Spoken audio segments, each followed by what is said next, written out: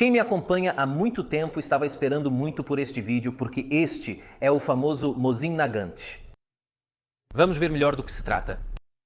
Vocês com certeza já viram isso em muitos filmes diferentes e em vários videogames. Esta, em particular, é uma versão PU com uma ótica montada em cima. Vou aproveitar a ocasião para falar um pouco sobre a história e desmistificar. Por um lado, os mitos que existem exageram a grandiosidade deste fuzil militar.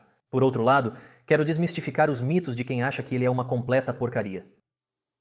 Porque quem conhece o Mosin basicamente tem duas opiniões.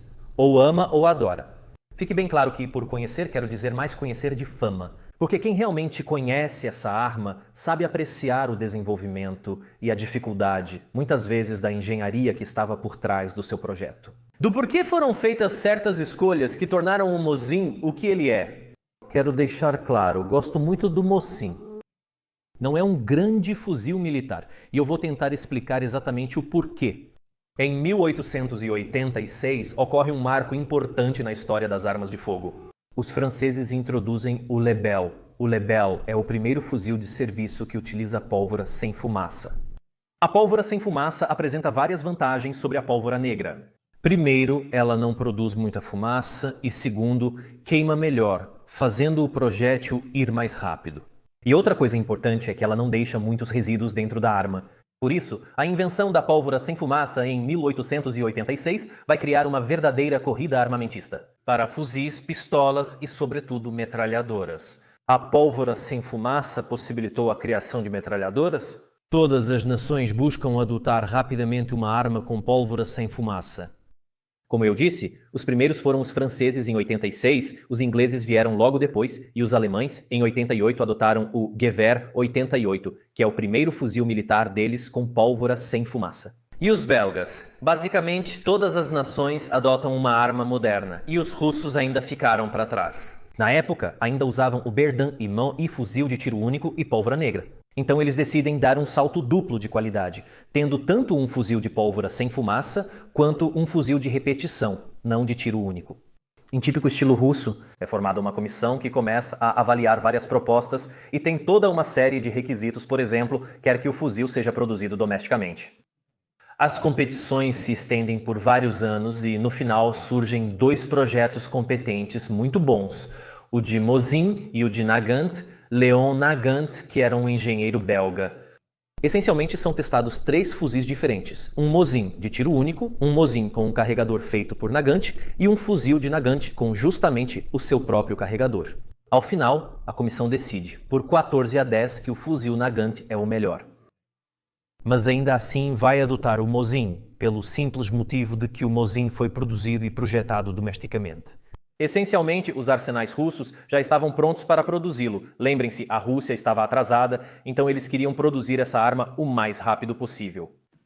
Nagant não ficou muito contente com isso, já que para ele o seu fuzil tinha vencido. Além disso, usaram o carregador dele dentro da nova arma russa. E levantou uma grande confusão legal, processou o governo russo e dessa confusão que surgiu, essencialmente, no Ocidente. Esse rifle ficou conhecido como Mosin Nagant, mas os russos nunca o chamaram assim. Inicialmente, eles apenas o chamavam de rifle. 3 linhas de infantaria equivalem a 3/10 de polegada, indicando o calibre de 7,60 e 2 milímetros. Mais tarde, popularmente, será chamado de Mosin, mas nunca Mosin Nagant. Se por um lado o Mosin nos parece muito complicado, por outro sua fabricação é muito simples. Esse era o objetivo dos russos, poder produzir um fuzil relativamente simples, mas que atendesse aos requisitos estabelecidos. Por causa desses requisitos, há peculiaridades mecânicas que prejudicam o Mosin, tornando-o inferior a outros fuzis militares. Outra consideração importante ao avaliarmos o Mosin e compará-lo com outros fuzis militares da época é que ele pertence a esse grupo. Ferrolho de primeira geração para a pólvora negra. Todas as outras nações se adaptaram e depois criaram fuzis que poderíamos chamar de segunda geração. Os alemães adotaram o famoso Gewehr 98, os ingleses o Short Magazine Lee Enfield. Os franceses usaram o Berthier e tentaram substituir o Libel como podiam. O Mosin, por outro lado, continuou sendo o Mosin e permaneceu quase inalterado, exceto por ter sido um pouco encurtado e com algumas mudanças nas miras. Da Primeira à Segunda Guerra Mundial e além. Portanto, deve ser tratado assim, deve ser considerado dentro dessa primeira geração de fuzis de repetição de pólvora sem fumaça. E nesse contexto, é um bom fuzil. Mas quando houve o salto de geração e o Mosin não acompanhou, ele acabou ficando para trás. Este aqui, em particular, que eu tenho, é um Mosin 90 e 130 do ano 30, justamente da modificação, onde mudaram as miras e principalmente o encurtaram. Como vocês já podem ver, não é pequeno porque ocupa bastante espaço no enquadramento, e principalmente é bonito e pesado. O Mosin, apesar de tudo isso que eu contei para vocês, continua sendo uma arma icônica. Se alguns guerrilheiros ainda o utilizam hoje em dia, é porque ele tem algo especial. É resistente, é sólido, foi feito para durar e é divertido, com certeza. Mas o melhor fuzil do mundo? Absolutamente não. Admito que usei a versão de sniper para um pequeno clickbait, porque bem, elas fazem sucesso. Conhecemos elas dos videogames, são meio mitificadas, mas aqui vocês veem a versão normal. Com a alavanca do ferrolho reta em vez de curva, como a da versão de sniper. Enquanto aqui temos uma versão curta, uma carabina. Produção polonesa do pós-guerra. Obviamente, no Mosin não pode faltar a baioneta. Outro mito é que o Mosin não é preciso. Realmente não atende aos padrões modernos, mas lembrem-se da baioneta. Como o clarão do disparo é quase desviado pela baioneta, o fuzil notoriamente atira para o lado. Muitos que testam a precisão do Mosin e dizem que ele é impreciso fazem isso porque não usam a baioneta. E as miras são feitas de forma a compensar essa desvio que a baioneta cria. Muitos atiradores mais experientes simplesmente reajustam as miras. Quem não sabe disso vai dizer que o Mosin é impreciso. Isso é muito importante. Vamos detalhar um pouco mais. O Mosin é um rifle de repetição com 5 tiros, operação manual. Para fechar o ferrolho, você o empurra para frente e o gira para a posição. Para abrir, fazemos o movimento inverso. Na frente há o encaixe para a baioneta, aplicação especial, porém neste modelo é bem dura. Percebi como é difícil encaixar e tirar, realmente é complicado. Tiramos porque estava muito dura, só para mostrar como encaixa em cima, encaixa e gira. O Mosin tem um carregador fixo de 5 tiros. Podemos acelerar empurrando essa alavanca.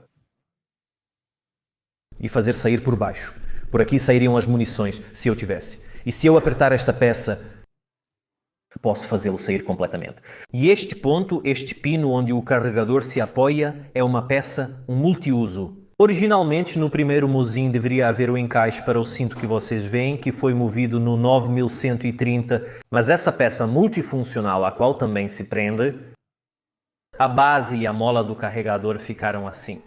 O ferrolho possui vários elementos que, embora pareçam simplificar, também complicam o funcionamento da arma, já que precisava atender a certos requisitos. Esta peça aqui está conectada ao percussor, não por acaso. Se eu apertar o gatilho, vocês veem como ele avança para frente. Para rearmá-lo, ele é rearmado durante a fase de abertura do ferrolho. Para travar, precisamos puxar essa peça para trás, e garanto que a mola é bem dura, e girá-la. Desta forma, a arma não pode disparar. O gatilho também está conectado a uma barra que mantém o ferrolho dentro e não permite que ele saia. Se eu apertar o gatilho neste momento, posso simplesmente soltar o ferrolho. O corte no metal, o fresamento, é extremamente simples. Extremamente. Você faz um corte assim na vertical e depois um na horizontal. E isso complica, pois significa o obturador e superfícies de fechamento precisam estar verticais. Isso complica um pouco. Para falar a verdade, o que eu acho que realmente mata o sistema do Mosin, na minha opinião e na de muitos outros, é esta peça aqui. Este é um trilho que mantém tudo junto e serve como guia, evitando a rotação do percussor. Acidentalmente, e faz com que tudo deslize bem. Por dentro há apenas um problema. O Mosin, para ser produzido de forma econômica, tinha tolerâncias de tamanho bastante amplas. Desculpem os tiros, mas estou em um stand de tiro e não posso repetir cada frase que digo. Todo esse trilho está preso apenas neste ponto ao restante do ferrolho. Posso mostrar isso facilmente. Ajustei o ângulo para mostrar melhor para vocês. Podemos desmontar este obturador para mostrar exatamente do que estou falando. Para desmontá-lo, primeiro desarme-o. Retire a tensão da mola e puxe a peça para frente. Ela sai.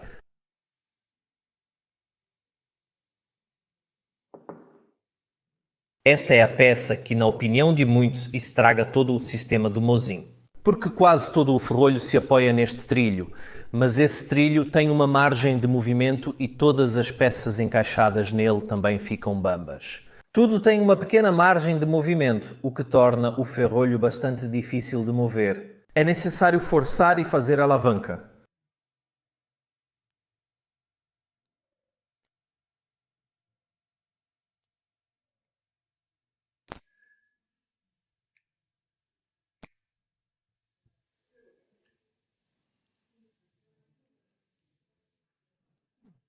E aqui está ele remontado só para mostrar que não causei nenhum dano. Dentro do carregador há um sistema de interrupção para evitar as chamadas alimentações duplas, ou seja, para prevenir que dois projéteis saiam do carregador e ambos tentem entrar no cano ao mesmo tempo. E para que esse sistema funcione, é preciso fechar bem o ferrolho, porque a liberação desse sistema depende disso. O fechamento do ferrolho controla a liberação do próximo cartucho.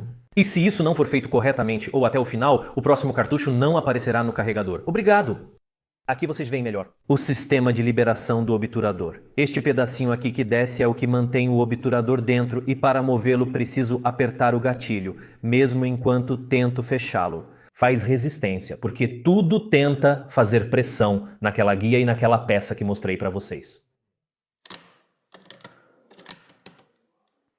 A sensação é emborrachada. Sem projéteis já é ruim, com eles é ainda pior. É um fuzil simples, a construção é simples, repito para vocês, por isso não é perfeito. A versão de atirador de elite tem algumas diferenças, obviamente a mais evidente é a alavanca do ferrolho curva, se fosse reta, bateria na ótica. Assim, o fuzil pode ser operado corretamente. Sem medo de danificar as ópticas. O suporte lateral é bonito e sólido como deve ser. Esta é a carabina que, aliás, me parece mais pesada, tem muito mais madeira aqui na frente e é ainda mais dura de usar.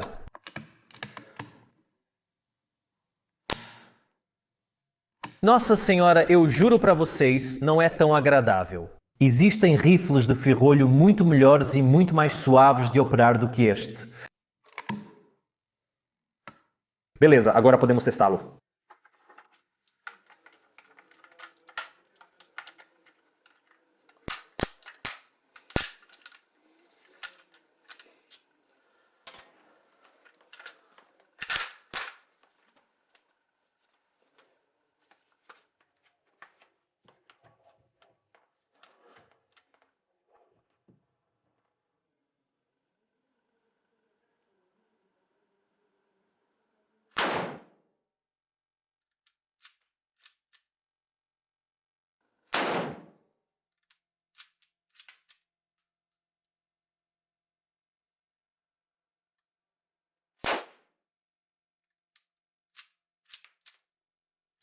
É pesado pra caramba, te puxa pra baixo. É quase impossível mirar sem um apoio, sinceramente.